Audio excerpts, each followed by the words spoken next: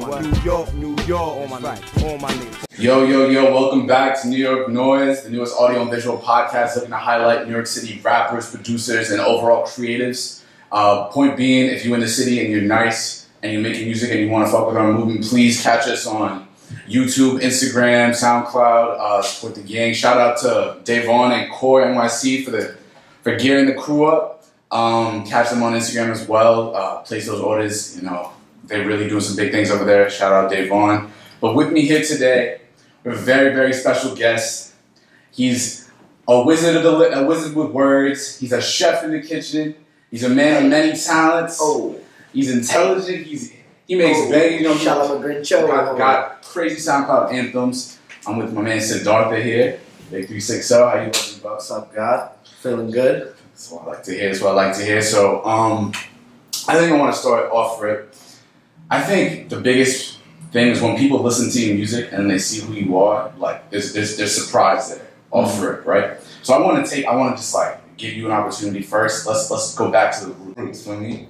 Where did you start? Where are you from originally? So I'm from like South Slope area, Sunset Park in Brooklyn. I grew up till I was about like 9, and then I moved to Midwood area. Feel me? So like kind of your whole life based in the city, right? Yeah. Brooklyn. And growing up, were you like in a very musical household, or where was the original like introduction to music as a child? Yeah, low key type shit. Actually, I think it was 2009. I don't know. Whenever Rock Band came out, my mom's caught me a Rock Band for my birthday, and then like my birthday is like before Christmas, like 2 months before Christmas, and then by Christmas I was like, caught me some drums, like. It's like some old school. And I started playing drums a good like 5, 6, 7 years. And my brother played guitar too from the Rock Band shit. But then I don't know, I kind of stopped. You know, I used to play like metal music and all that shit, but I just kind of stopped because Rock Band's a lot of like rock sounds, got the drums, got the guitar and all that. So like, was that what the initial music you were interested in? Yeah, I was really into like fucking Metallica type shit. And it was like, because that's like the good drums. You feel me? But then I kind of fell out of the drums. I fell out of the yeah, kind of like fell. I don't know. I stopped practicing. You know, it takes a lot. And so, where did that transition? Where was it? What was your first introduction to like hip hop or rap? Well, I'm trying to think. Well, probably just like bumping Soul Survivor by Akon and Young G's back in 06. You feel me? But I used to chill with my mans from high school. He had the crib in Greenpoint, and he got like this. He has like this shed in the back, and they put in a recording studio. So we used to just like, I started out just like freestyling. I used to be mad nice at freestyling, like way better than I am now. Like I used to, like people would always be like mad impressed with my freestyling, and then like I started like. When I was going to school, because I went to school in Manhattan, I would like kind of like write bars on the train for like a good year, not even like rapping, nothing, just like writing it, like formulating like the first tracks and all that. And then there was like another certain period where like I would record it in his shed shit, like not really like my voice, then like re-record, come back a couple months, like change a couple words, and that's how like my first track came about. Yeah. So when you were writing originally, you had always known that you planned on like wanting to take it seriously and record it, right? Because like you said you wrote it before. Yeah, at first it was kind of just like a fun like writing shit, but then I started to really like kind of get ready to take it seriously. Yeah, tight. And so that was, I guess, the introduction to what was Status Dirt. Is that so, right? Exactly. And I think it's crazy because going back and listening to you, like you sound a lot younger on that. Yeah. How old was it? Like, when was that? The thing is, like, I wasn't even that young. I was probably, like, 16, 17. But the crazy thing is you could even go back, like, 3 months before that, and I had it recorded, and my voice sounded completely different from that, which is, like, kind of crazy. Just, like, kind of changing at these songs. Just kind of, like, I don't know, just, like, getting different cadence, voice, like, the actual, tones of my voice and shit. And, but it was, like, I actually, like, worked a lot on that song, all the little, like, nuances and... such. And who were you listening to like throughout this kind of period of figuring it out? Like I remember like the 2000 like that like was like, you know, like Absol, Kendrick, Capital Steez, kind of, yeah, T, and like Pro Era, Flapper Zombies, Underachievers, and you know, I always bump like Biggie and Mos Def type shit, but yeah, I was really into Absol and Capital Steez back then, probably the most. Like that was one. And at this point, like, were you just making music with niggas from your school, like homies, or where we besides the Shed? Did you have like musical friends? Like, how were you? Yeah, well, like I was making music with my son Kobe from school too. We have like 2 or 3 tracks together that we made, and my homie who also like ran the studio, he was also rapping, but he doesn't like rap as much anymore. But yeah, that was pretty much it. My other homie also made beats, but like it was pretty, you know, like elementary, like, you know, like not a lot of, wasn't a lot of music around. You feel me? Like until I met, you know, the others. And so, I mean, if you want to like delve into music a little bit, but the foundation of a lot of your music, right? It's like it's very, very, very heavy lyrics and like specific word choice and a lot of different words. So, did you read a lot as a kid or something? Like, where did you get like your love of fucking vocabulary? I don't know. That's the crazy thing is I don't really know. I guess it's just like kind of like it kind of just like sticks with me, like just like hearing a word, and then like you feel me. Then you're like, oh, what does the word mean, and then all that. And then also I kind of remember, I think it was 10th grade, like when we were studying for the SAT, like the teacher would always bring in like a new word every. Like back. Yeah, like a new yeah. Before when they had the writing shit, like a new vocab word, like. The one I remember the most is myriad. Like that shit, some of that shit's like stuck in my head for life. Like myriad, I always remember that shit.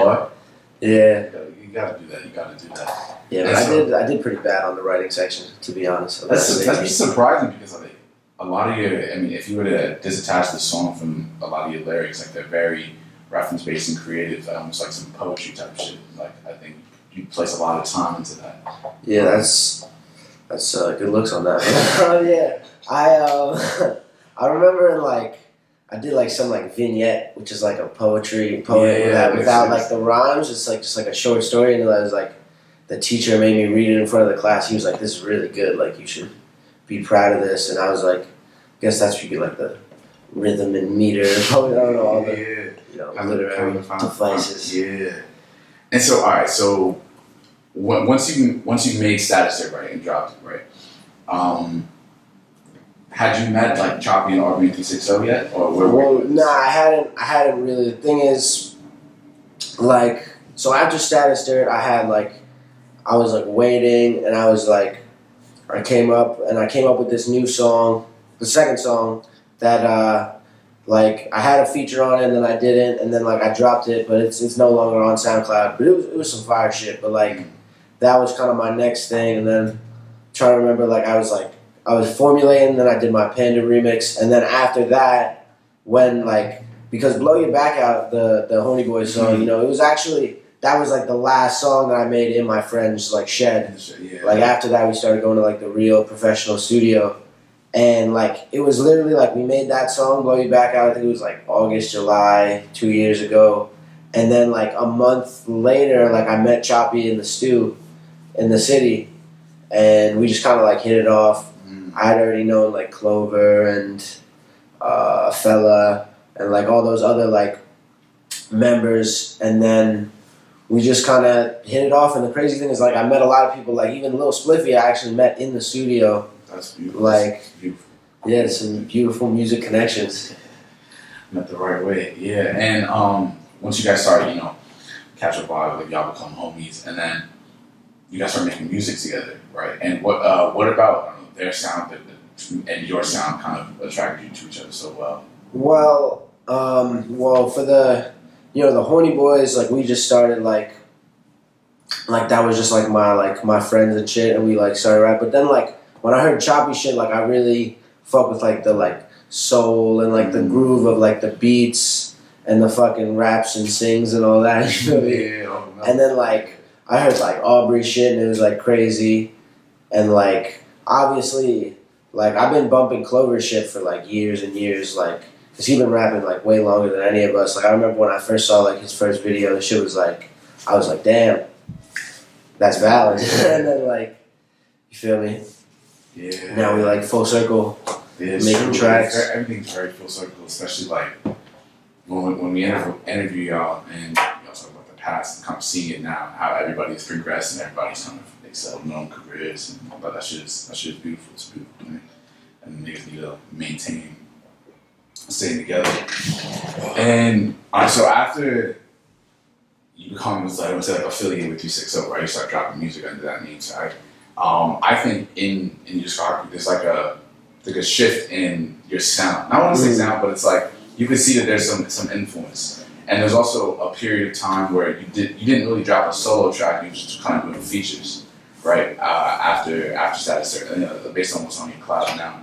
Almost like a year, I think, before like a track was dropped. What was going on in that period of time? Well, I was just like, I'm trying to think. I guess I was just like, I was writing a lot during that time. Like I must have written like 2 or 3 of the songs that ended up being on my first like EP during that time. And I was still going to the shed and like retooling, but I was kind of just like not loving the quality. You feel me? So when we started going to a studio in Bed-Stuy, and it had like better quality. And then that's when, you know, like you actually learn there's like writing and then there's rapping, like you feel me, like the levels and the like all the different vocal tracks and like telling the engineer like, oh, make my voice louder and all that shit. And, you know, it actually like taught me that like the person who you work with really affects your music. And like we had the really fire engineer, shout out my man's G at Explode in Bed-Stuy, but like that's kind of, I feel like through that process I kind of developed the sound that started, I guess, when I dropped Schmitty Gritty, because that was the first thing that I dropped. And that song is crazy. And I think that's actually a good introduction to get into like going through your type of music and kind of what you look for. Because in my opinion, like my favorite song, I think I told you this yesterday. My favorite songs of yours have like a very specific, I don't want to say specific type of beat, but it's like a certain sound, and it's like playing with like little loops and little samples and like a lot of horn sounds, flute sounds, and especially someone you work with, 2 producers you work with, is Choppy and Papora.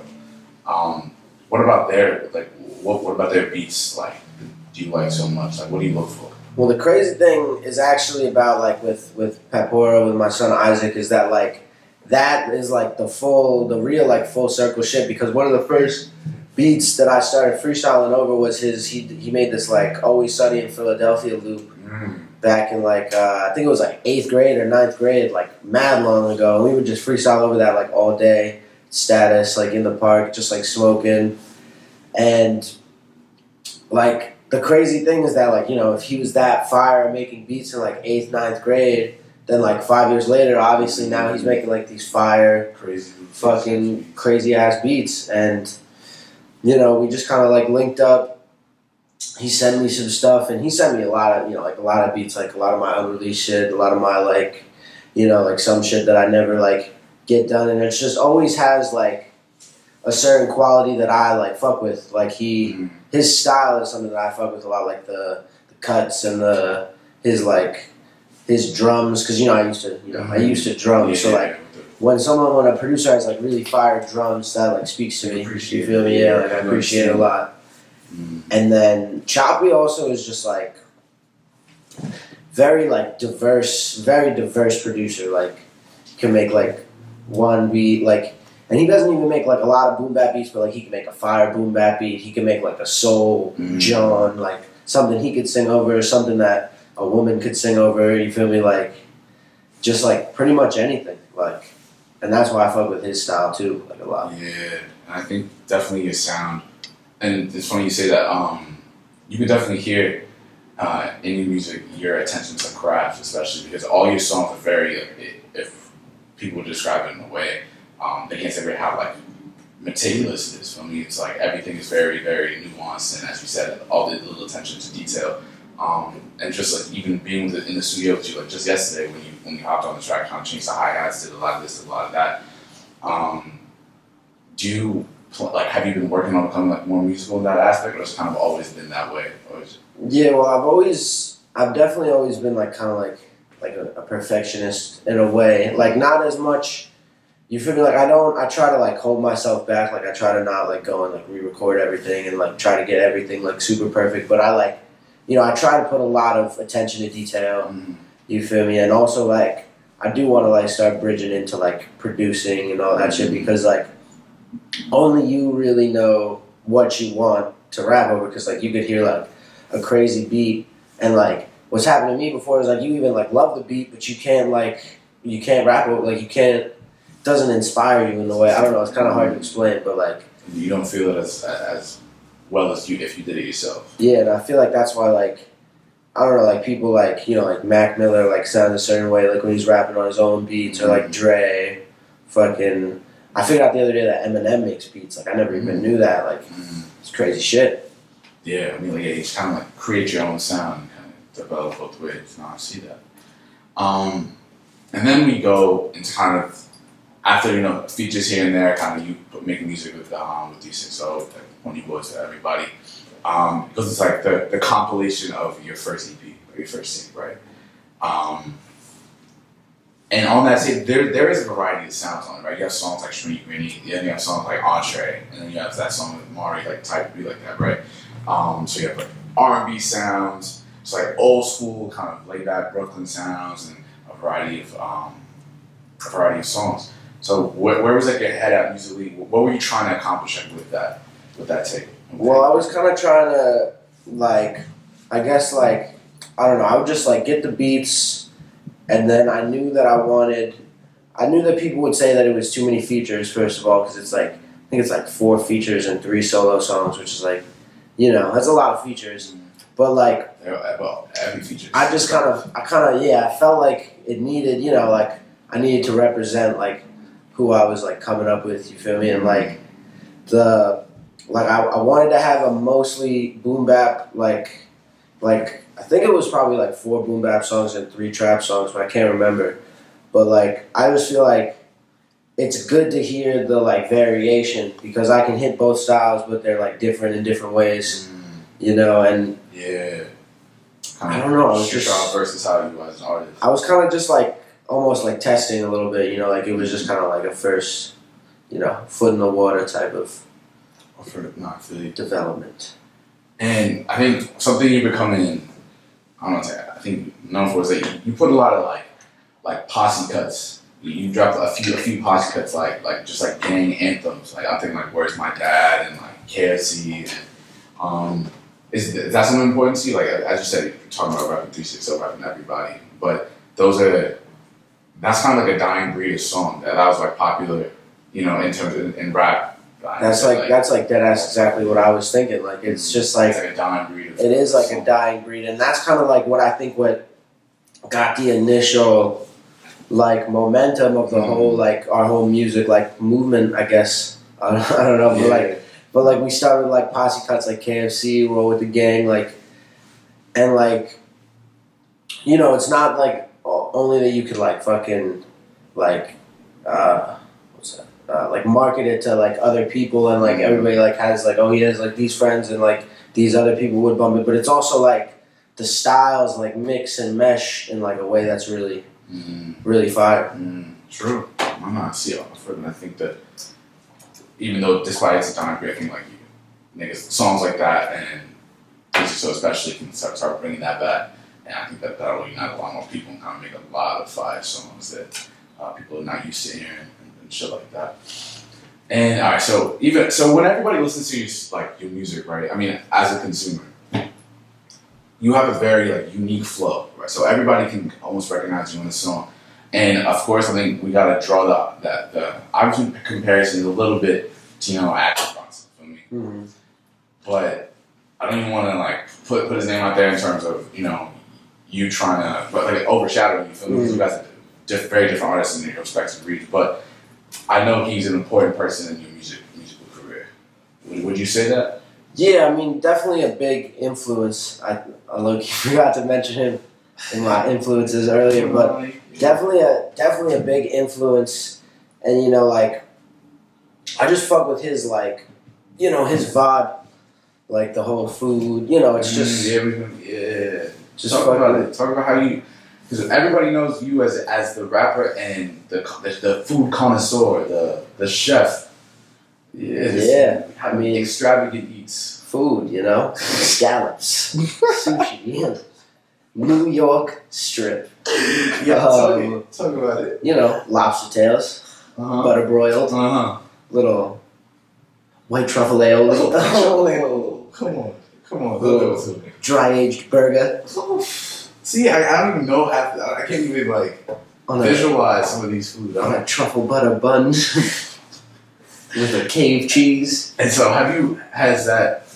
everybody likes food, but like, you look into the, you appreciate food differently than I've seen. Yeah, I guess just, you know, like I really fuck with like fancy food and also like ethnic food and like, you feel me, just like comfort food, like, and even like shitty food is valid too. You know, like 7-Eleven, like it's for a certain mood, for a certain time.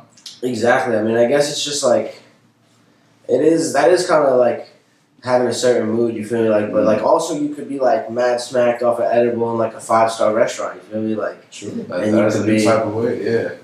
And has that like persisted with you like your whole time? Have you always been interested in like, you know, cooking and eating certain foods and various foods? Yeah, I mean, I kind of actually like this one restaurant I've been hitting a lot. I actually saw like a video of Action Bronson going there, and then like I just kind of like started going with like all my friends and like just really like when you first like experience that, it's like, you feel me? It's like your first time like siphon or like getting some neck or like some like all those divine pleasures of life. It's just like, it's like rich, decadent, like you just taste it. It has that. It's a cut above. You feel me? Like you just know you eat. You just know you're eating swell. Some serious eats. I'm trying to be on that type of time. I'm trying to elevate my cuisine, my food lifestyle. And coming with food is there's a lot of, you know, extravagant food references in your music, right? I think most verses of yours have a reference to like, you know, there's a white truffle butter aioli, something like this, right? Or like a lobster scallop, like lobster steaks, like this and that, this, that.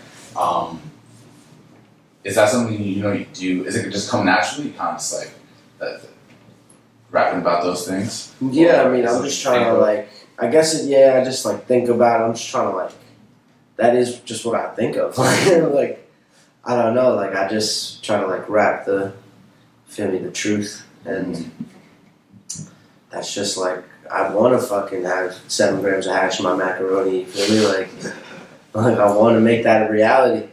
Hey, soon come. I mean, you gotta talk about what you need. Alright, so moving forward,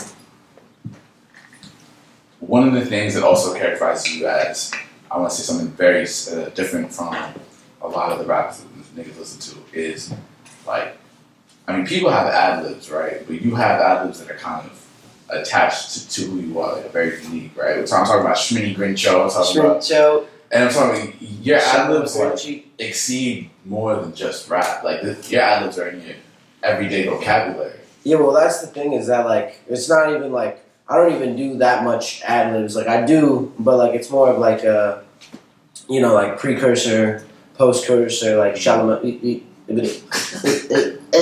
Nah, but like, you feel me? Like, I kind of actually always been on some like some lingo shit. Like, I mean, lingo is a beautiful thing. You feel me? It be it, you know, like Schminny Grincho or like Planapo or like, you know, like all these other things, like, and like it even like I, you know, like sometimes like I start some shit or like someone else will start some shit, and it's just like, fuck with it. You feel me? Like the just whatever feels good off the. Yeah, I don't know what there's like some proper term for it. Like not gonna get it.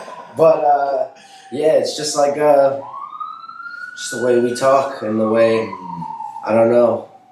Some of it's not coming to mind right now, but definite Schminity Inchi is I mean, that's all you need to say. I think that like, because I'm telling you, I've seen people who probably have never met you, don't know you, but listen to your music and said like it made you a joke. Yeah, that's the thing is like I'll hear like a bunch of shit I say, like people saying it like fucking all the way uptown, like you feel me, like all the way like in the city or like in Queens, like you feel me, like it reaches. It does. It does. All right, so I think that, yeah, we've spoken about kind of the content of your music, links with food, links with everything, kind of talk about action content. Where's your mental state at like right now in terms of what you want to do? Like, what's going on in I want to just say in life? Where's your musical goals at right now? Well, right now I'm just trying to. I'm actually dropping a track. I don't know when this interview is dropping, but I'm dropping a track on Friday with my son Lil Spliff. Shout out to him, happy birthday, and Chop, produced by Chop. So it's gonna be one to look out for. Yes, sir. Yes, sir. And yeah, after that, I think that's gonna be like an off album, like just like standalone single type shit. And then after that, like drop a single from the upcoming project, and then drop my upcoming project, and then from there, definitely I'm gonna try to like, advertise it more than I did the first one. Like the first one, I kind of just wanted to see. It was something that like Clover also said he was doing with his tape, was like to just like drop it and see how people react to it naturally without like putting any bread behind it, promotion, advertisement, and just like, I mean, aside from the bread for making it, but like, yeah, this time I'm definitely gonna like, try to like do some stuff. Not sure what that is yet, but definitely like. Also, I'm gonna try to gear towards like having less samples and like putting it on the major streaming services, Spotify, Apple, Tidal. Reach out to more people. Yeah, Google Play. I mean, you have the love like that. Like, you have a pretty consistent fan base, I would say, for like almost all your music. Like a lot of niggas really do love your shit. So I think it's even best to just progress on that kind of. Yeah, and I love the fan base. Like people hit my Facebook messages and my DMs, and they're like fucking being mad, like just like shouting me out, like, oh, like your shit's mad fire, like all that. And it's just like that really makes me feel good. You feel me? Like to really know that like someone cares that much to like hit you up and let you know that you're doing the right thing is like probably doing the right thing. True. So yeah, it's a confidence booster. Yeah. It reminds you what you're doing, what the reasons why you're doing it. And all right, would you say you're the nicest white rapper in Brooklyn? Definitely, yeah. I would, yeah. Lil Spliff he can be my sidekick. No. I think it's crazy. Nah, I don't want that smoke. Nah, Lil Spliff could be my vice president of sorts. Or even co-presidents, but like, if it's like Ty goes to me, you feel me? Like Ty goes to the runner, like we're co-presidents, but like, I just like you get a slight. I have that bit of prestige. You feel me? That gold medal. Like I'm the general second two-star general, and he's a 1-star general. You feel me? All right, so you got the one up. You got the one up on a little bit. Unless I'm forgetting someone famous who's a fire. Do you get like do you get the people not seeing how, people kind of not thinking you'd be the one behind the music you make? Yeah, well, some people like my mom's friend and my uncle, they both said that they thought I was like black, like when they heard my music, and like, it's pretty cool, I guess. Like I guess that's what you want, but like, yeah, I guess it is kind of not what you'd expect. I mean, yeah, it's like it's good to keep people guessing. I think that's what also makes it even better, more interesting, is that people don't expect you to come out and do what you do it. Exactly. Just drop a bomb like that. And in terms of, kind of something, if you want to get to the customs of the show, right? So this is New York Noise, right? So we do talk about everything in the frame of reference that we're in the city, and we're in a very like interesting city for music. Have you felt especially as someone who's been dropping music kind of consistently for the last few years and who has kind of cultivated a pretty big fan base, do you feel like the extra pressure in the city because there's so many people doing it around you, and there's not as much of that unity and love and support for one another? Yeah, I mean, I guess I don't know. It's hard. It's hard to say. Like, I do get a lot of love in the city, but it's like I feel like artists don't like work together as much in New York. I don't know why, really, but like people still show love in the city. But I do like. I remember my son was telling me that like he was at some frat party in like Oneonta or probably Oneonta or maybe New Paltz, and he said that like someone put on like Status Dirt randomly at a frat party, which is like I wouldn't even think that's the demographic for Status Dirt. You feel me? But like I've never really heard of someone like doing that in New York, so who knows? And do you think that we're headed on a good path in the future in terms of New York City hip hop? Do you think that there's a lot of a positive trend, or are you content with where we are at now? Yeah, I mean, I think New York hip hop is at a good place right now. I really fuck with like the Mob and A Boogie, and I even fuck with 6ix9ine. 6ix9ine is fire, and 360 is just bringing like a new, even more fire surge of music. You feel me? And then we have like 360 adjacent like mad people that are also making fire music. Like I could name at least 15 people making fire music right now that I know in the city, and I just think if we get get the growth, and we could really like have like a real movement type shit. Really do something. And it's funny you said you name 15, so I'm asking you to name 5. I'm asking you to name 5. Niggas that you see it on the rise that you really fuck with in New York right now. This is just like underground like us or all that. Okay. Because this is 360 or not? You can jack. So then that would have to be Mari, Taliban Fells. Shout out Fells. Lonnie, Clover.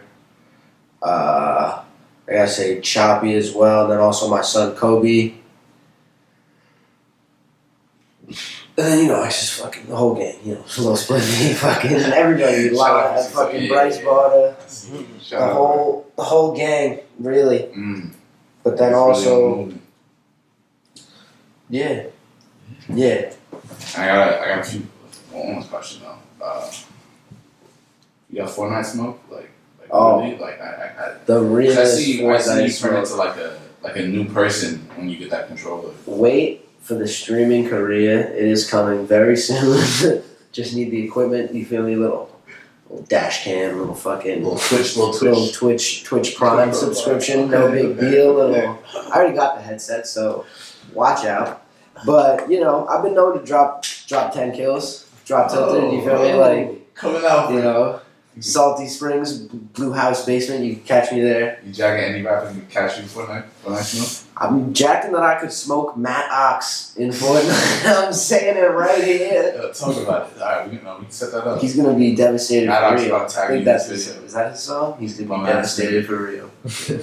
We come back. For you, bro. Well, all right. So the last question, kind of to come to everything is, what's next? What can we look out for in the near future for Siddhartha and everything you're doing? Well, definitely a lot. Obviously, new song this Friday. New song? July 20-something-th. New album very soon.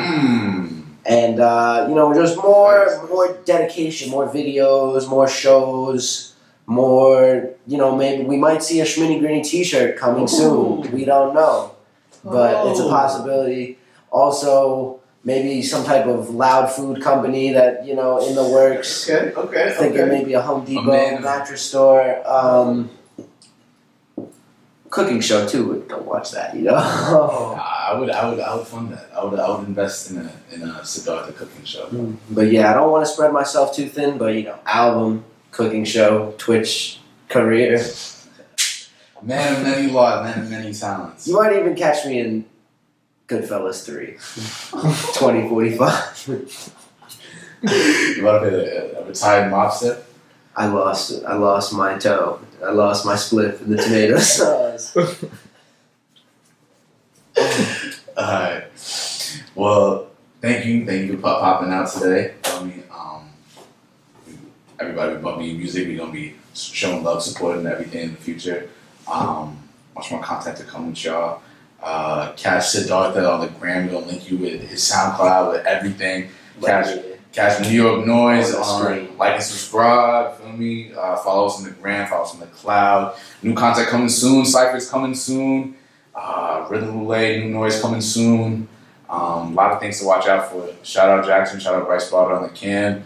Shout out Siddhartha. Shout out my son Tom Easy for being in the crib. It's been a pleasure. Yeah, catch y'all next time. It's been an absolute pleasure.